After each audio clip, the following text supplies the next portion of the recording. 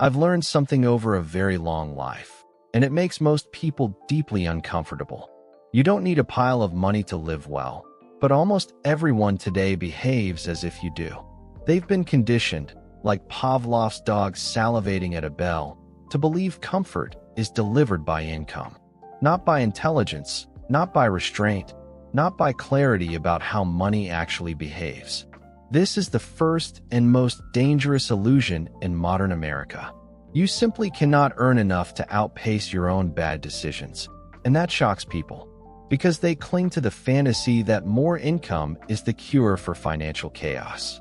But income without discipline is gasoline poured on a dumpster fire of impulse and confusion.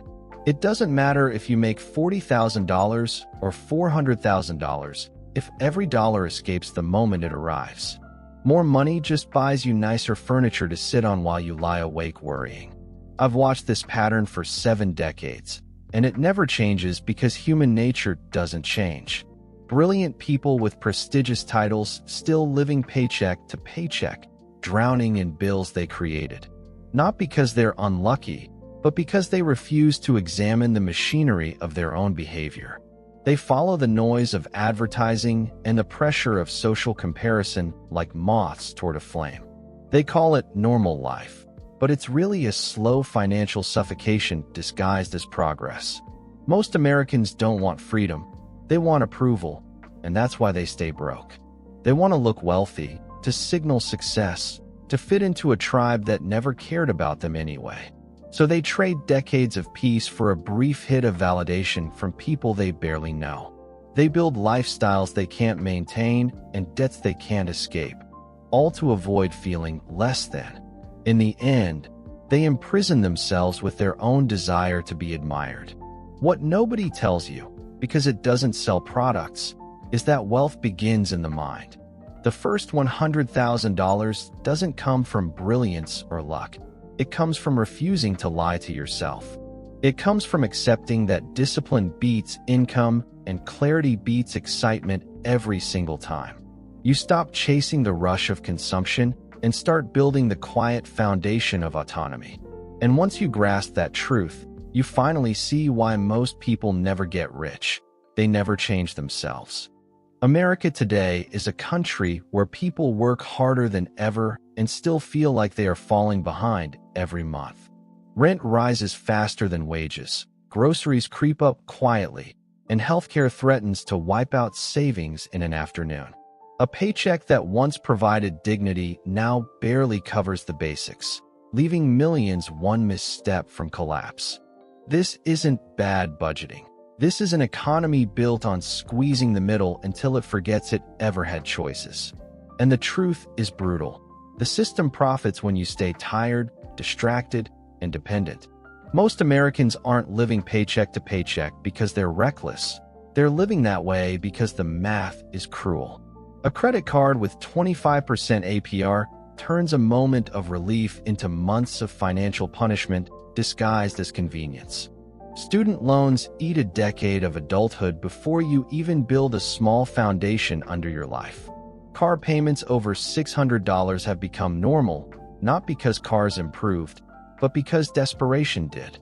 By the time the bills finish speaking, people realize their income was never truly theirs to begin with. Financial stress doesn't just drain wallets. It warps behavior and rewires your ability to think clearly. When there's no safety cushion, you stop planning for the future and start reacting to the present. Saving feels impossible, investing feels unrealistic, and long-term thinking feels like a luxury for other people.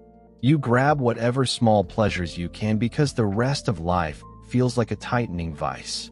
This is how the system keeps you compliant, too exhausted to resist, too anxious to strategize. Inflation, debt, and lifestyle pressure aren't just economic forces, they're psychological traps. When everything feels fragile, you cling to anything that brings even temporary control or comfort. That's why people keep ordering takeout, upgrading phones, leasing cars, and renting apartments they can't afford. They're not trying to be irresponsible. They're trying to breathe in a world that sells oxygen by subscription. In a society engineered to monetize emotion, discipline isn't difficult, it's revolutionary. This is why the first $100,000 matters more today than it did in any previous generation. It's not just capital. It's insulation from a country that punishes the unprepared and rewards the disciplined.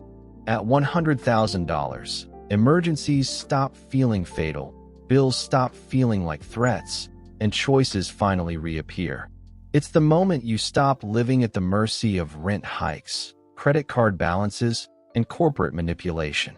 In modern America, the first $100,000 isn't wealth, it's the first time you can finally exhale. The reason the first $100,000 feels impossible is because it's the first time you're forced to confront your own mind. Human psychology wasn't designed for financial stability. It was designed for survival in a world that no longer exists. Your impulses chase relief, comfort, and instant rewards, even when those rewards come wrapped in long-term pain. You feel pressure to spend because spending gives a sense of progress, even when it quietly destroys your future. And until you understand that your brain is the enemy, the math never has a chance to save you. Every economic force in America has learned to exploit that mental weakness better than you can defend it. Apps are designed to keep you scrolling, ads engineered to trigger desire, stores built to manipulate fatigue. Companies spend billions learning how to bypass your rational mind and speak directly to your impulses. By the time you realize you've been nudged, you're already swiping your card, promising away next month's paycheck. This isn't poor self-control, it's psychological warfare waged against you in plain sight. The first $100,000 requires the kind of discipline that feels unnatural because the world teaches the opposite. You're told to enjoy now, pay later, upgrade often, stay current, keep up, don't fall behind the lifestyle of your peers. But building wealth demands that you do the opposite. Delay gratification until your emotions accuse you of deprivation. You must develop the ability to say no in a culture trained to interpret no as suffering or limitation. This rewriting of instinct isn't a financial task. It's an emotional surgery most people avoid. The early stage of compounding is brutally discouraging because your results look invisible for years. You save and save, yet the number seems too small to matter, too slow to justify the sacrifices. Meanwhile, people around you spend freely, travel often, and look like they're winning the race of life. But what you're seeing is leverage built on borrowed money, not financial stability, just a glossy version of debt. Compounding is a slow, quiet worker, and it demands faith before it ever delivers results. Those who reach the first $100,000 aren't the most intelligent, they're the most emotionally consistent. They understand that discipline isn't motivation, it's structure, automation, and insulation from their own impulses. They design systems that protect them, automatic transfers, strict budgets, clear rules for spending.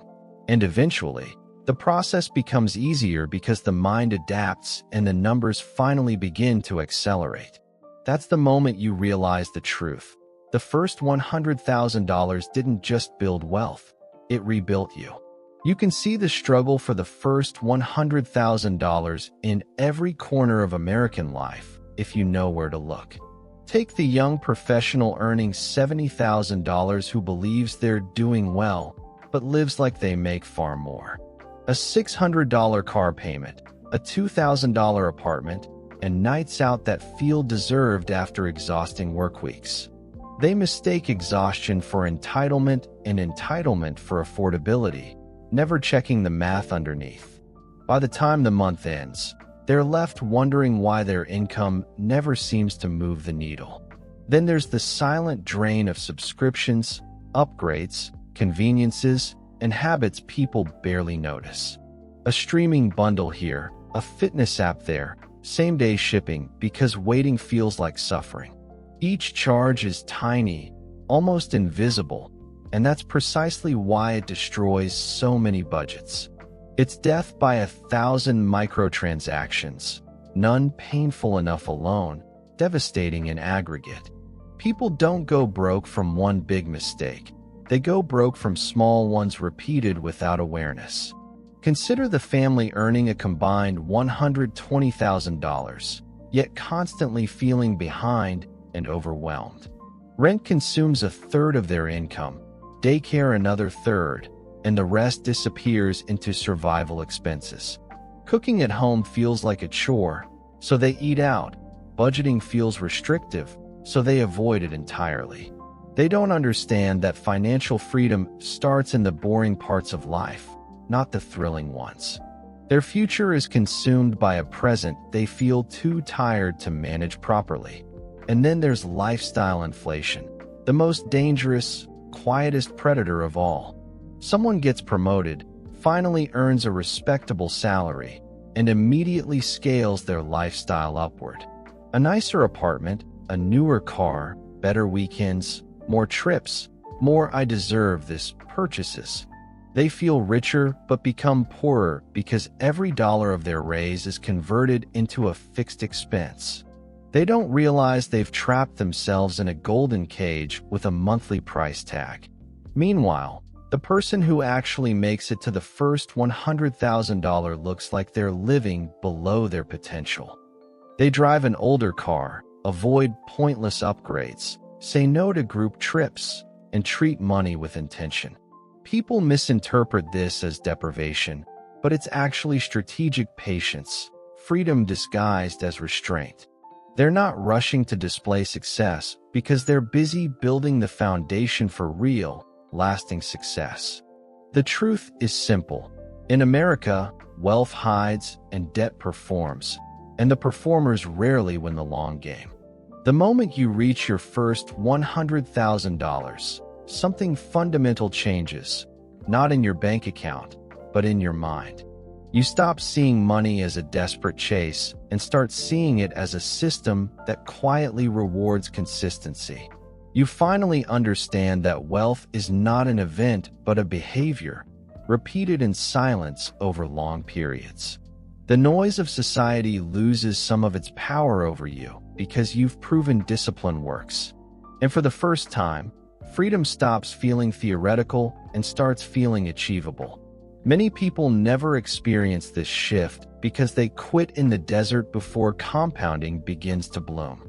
They don't realize the early years are supposed to feel slow, unrewarding, even humiliating at times. But once you hit that first milestone, compounding becomes a partner instead of a distant fantasy.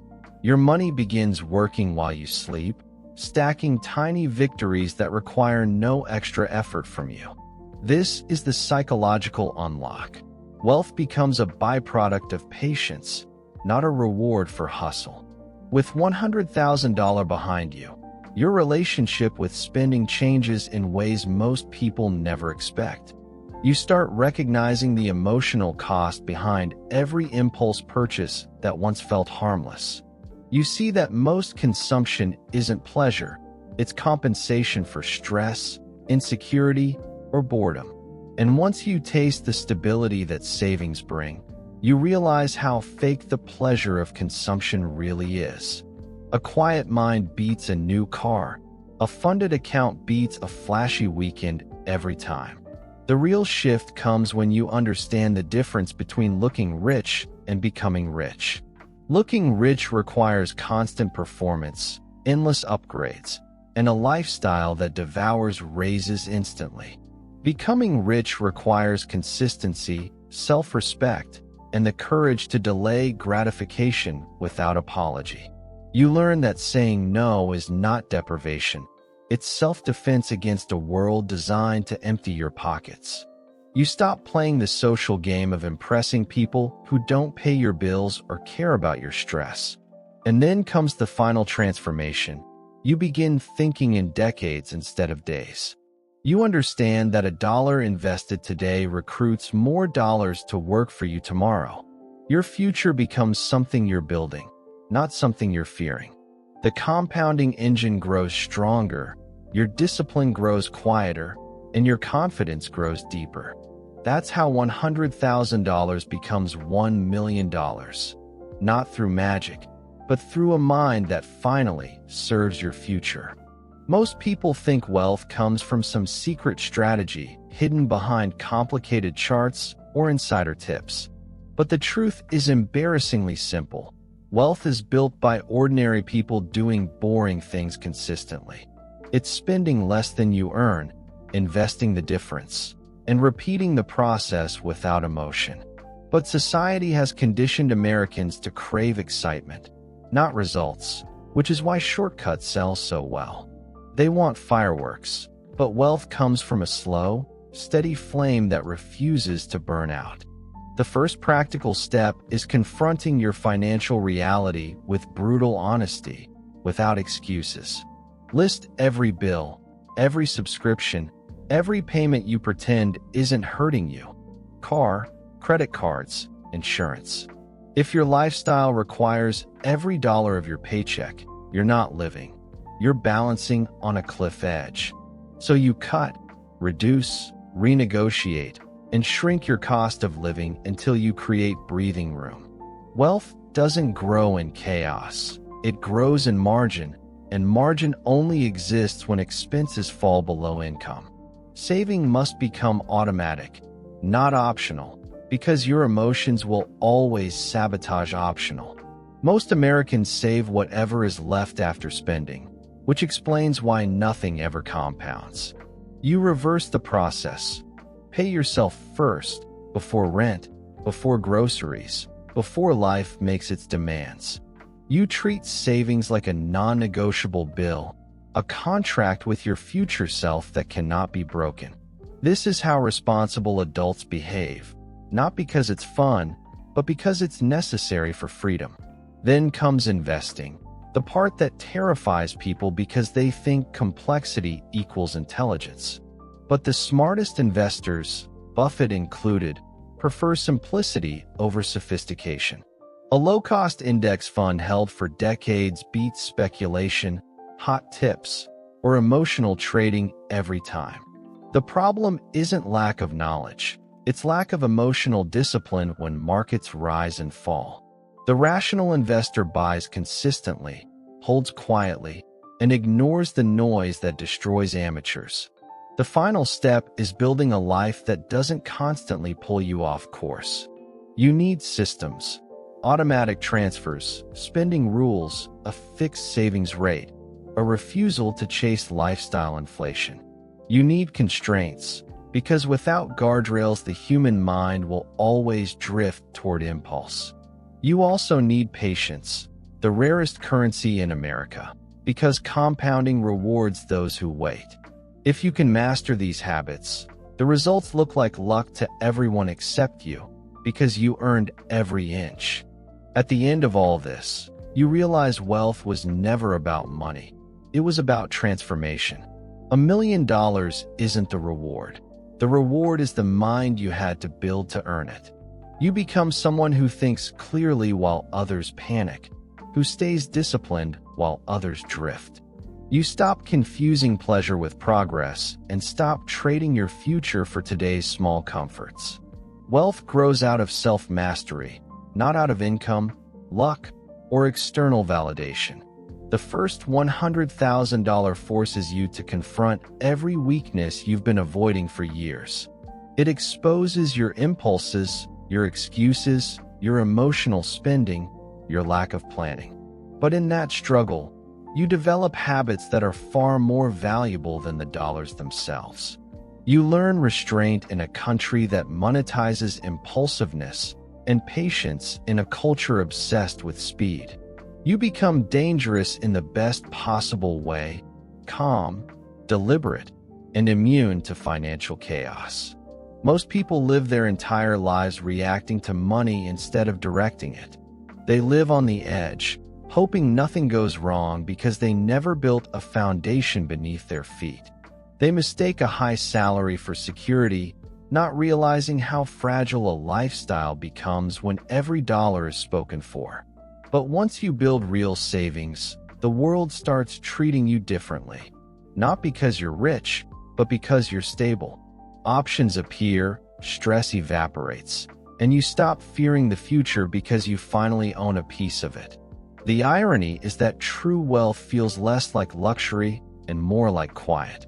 Quiet mornings where bills don't dictate your mood. Quiet nights where fear doesn't keep you awake. Quiet decisions made from clarity instead of desperation, from strength instead of scarcity. This silence is the ultimate return on investment, the emotional compound interest that few ever experience. And once you feel it, you realize how cheaply most people sell their peace for moments of empty indulgence. So here's the final truth. Nobody becomes wealthy by chasing money. They become wealthy by changing identity.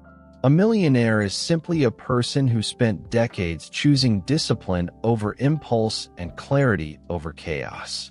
Someone who learned that freedom isn't bought, it's built, brick by brick, through intentional action. Your bank account grows the moment you stop lying to yourself and start acting in your own long-term interest. Because in the end, wealth doesn't happen to you. It happens because of you. Being normal in America has quietly become one of the most expensive choices a person can make. Normal means carrying a car payment, a credit card balance, and a student loan you pretend not to fear. Normal means a $2,000 rent for an apartment that owns you far more than you own it. Normal means subscriptions you forgot, expenses you justify, and stress you swallow. If this is normal, no wonder everyone feels exhausted. Normal has become financial quicksand. People don't realize how much of their life is shaped by pressure to fit into a script they never wrote.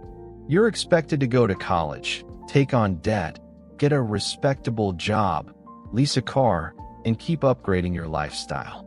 Every step of that script costs money, and every step promises happiness that never arrives. But the cost isn't just financial, it's psychological. Your identity becomes tied to maintaining the illusion. You begin buying things to prove you're doing fine, instead of building a life that actually is fine. The hidden cost of normal is the constant fear of slipping even 1 inch below it. People spend money they don't have to avoid looking behind, even when they're already drowning. They confuse social approval with stability and appearances with progress because the culture rewards display. So they keep performing success, even when they can't afford to experience it privately. The tragedy is that the performance becomes a prison, one they pay interest on every month.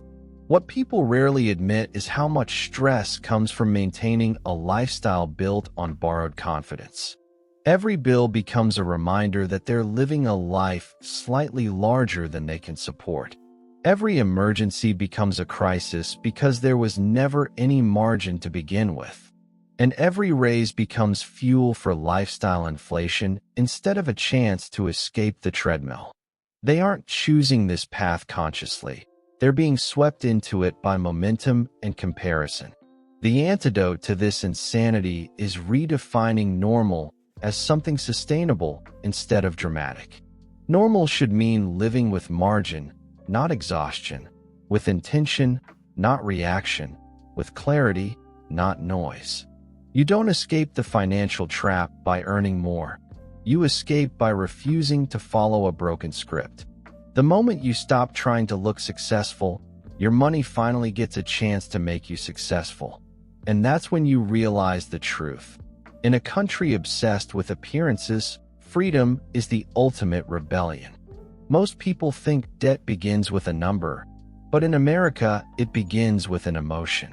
Before the credit card is swiped, there's frustration, stress, loneliness, boredom, or exhaustion. People don't buy things, they buy relief, even if that relief lasts 10 minutes and the debt lasts 10 years. Emotional debt forms long before financial debt does, and it grows faster because it compounds inside you. You can't see it on a bank statement, but you can feel it every time you try to change your habits. Emotional debt is the weight you carry when life feels out of control and spending feels like escape. It's why people who hate their jobs shop after work, and why people drowning in stress eat out every night. It's why someone with anxiety refreshes Amazon like a life raft, searching for something to stabilize them. Finance books don't talk about this part, but it's the true engine behind most money problems in America. People don't overspend because they're dumb. They overspend because they're hurting. The system knows this, which is why corporations invest billions studying your emotional weak points. They know when you're tired, you buy more. When you're stressed, you click faster. When you're lonely, you upgrade. They don't just sell products. They sell temporary anesthesia for emotional wounds. And because the relief is real, even if it's short-lived, the behavior repeats until it becomes a loop. That loop is where emotional debt transforms into financial destruction, one impulse at a time. The brutal truth is that emotional instability is more expensive than any bill you'll ever pay. If you can't manage your stress, you'll spend to avoid it. If you can't manage boredom, you'll buy stimulation.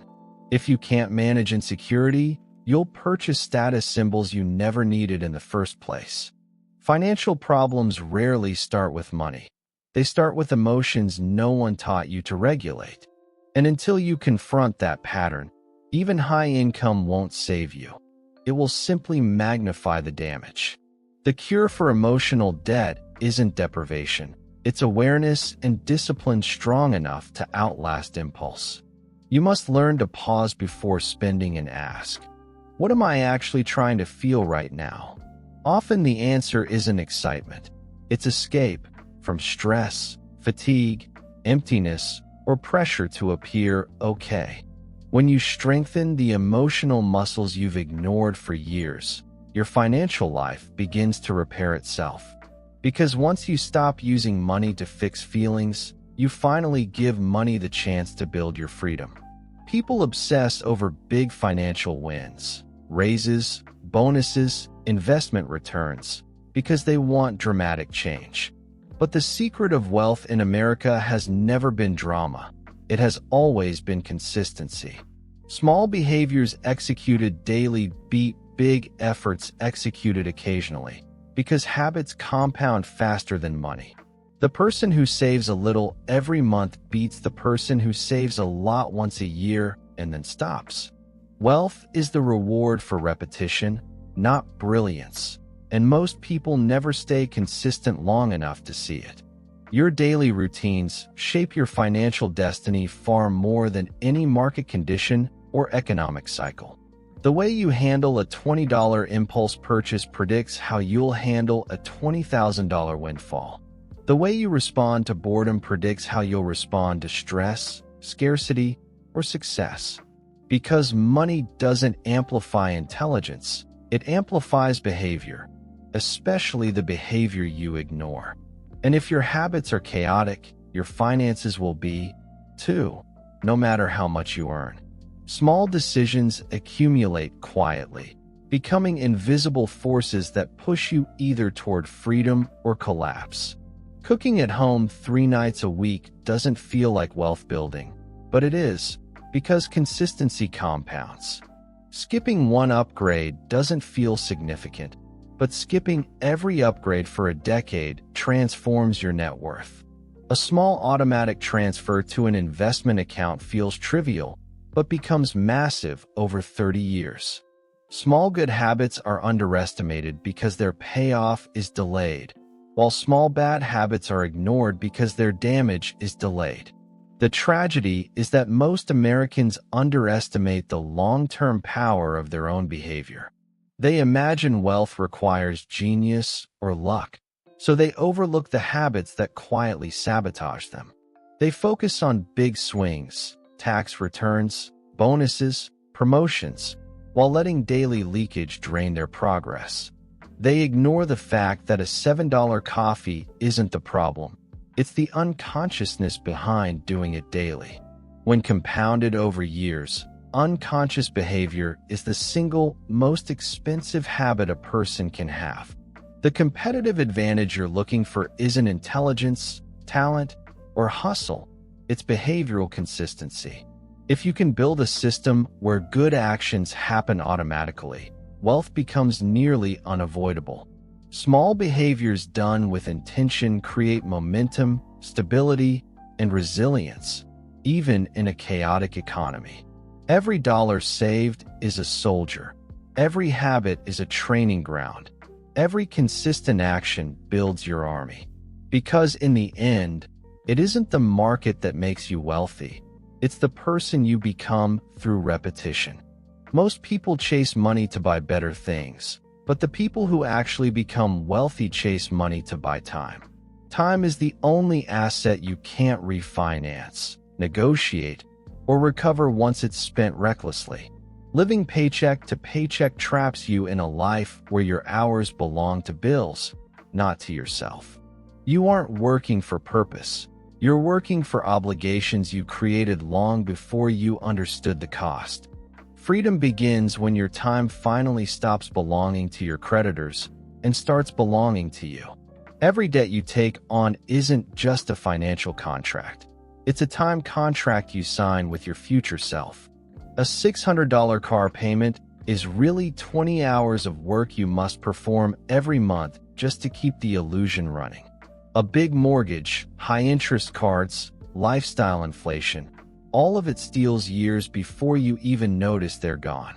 People don't feel the loss because the cost is spread thin over decades, disguised as normal adulthood.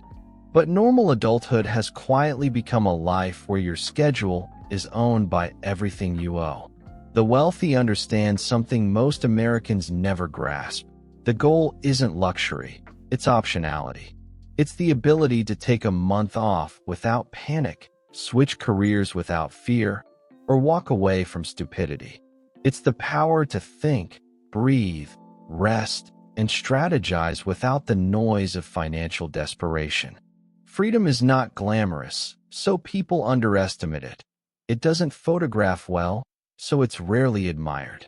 But once you taste it, no material purchase can compete with the feeling of owning your own time. People think more consumption will make life feel richer, but it usually makes life feel heavier. Every new purchase demands maintenance, upgrades, attention, and more hours of work to fund it. A life full of things becomes a life full of obligations, and obligations shrink your space to think. You trade time for items that lose value, instead of trading time for investments that return it. The irony is that the more you try to impress others, the more your time becomes controlled by them. The real dividend of wealth is the calm that comes when you're no longer terrified of the future. It's the freedom to live deliberately instead of reactively, to choose work instead of needing it. It's the ability to design your life instead of renting it in monthly installments. Money multiplies in silence, but freedom multiplies in peace. And peace is the rarest commodity in America. In the end, luxury fades, possessions break, trends die, but reclaimed time becomes your permanent wealth.